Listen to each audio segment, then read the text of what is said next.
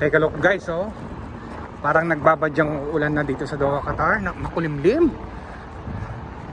4:30 PM pa lang dito, ah.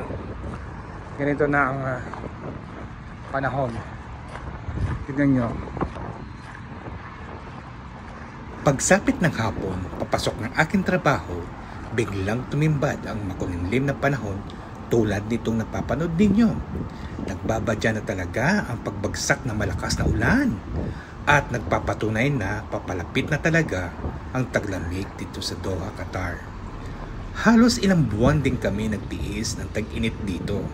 Ngayon ay magiging komportable na kami sa darating ng taglamig. Medyo may ano na, may lamig-lamig na nararamdaman sa aking balat. Nakaka-excited na talaga guys ang taglamig dito. Finally magagamit na namin yung mga jacket na nakatago. O diba? Eto, papunta na ako ng aking work at binigyan ko lang to ng pansin na makablog ang makulimlim na panahon ngayon na hapon dito. Palagay ko nitong darating na linggo ay magsa-sunstorm yan at humidity yan, sunstorm at humidity ang babanatan dito yan. Tapos mag-uulan yan ng mga malalakas na ulan bago pumasok ang taglamig dito sa Doha, Qatar. Kaya yung mga nagtatrabaho sa Middle East, naku, excited na ang mga yan sa darating na winter. Excited na ako naglalakad dahil hindi na maiinit dito.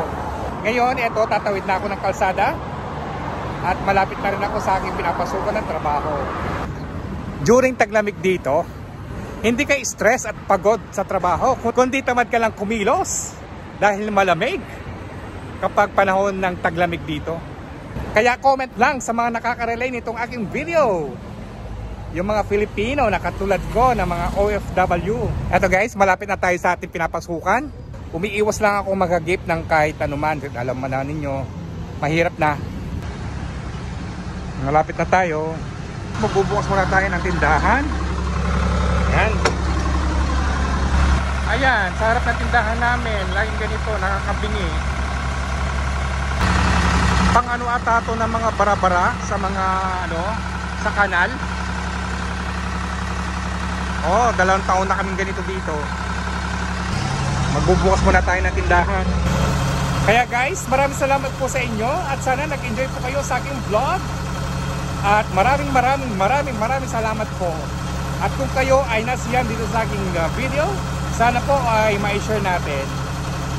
Thank you for watching. Like and share. Follow me more. And see ya. Ingat po kayo parate at enjoy lang lagi. Bye!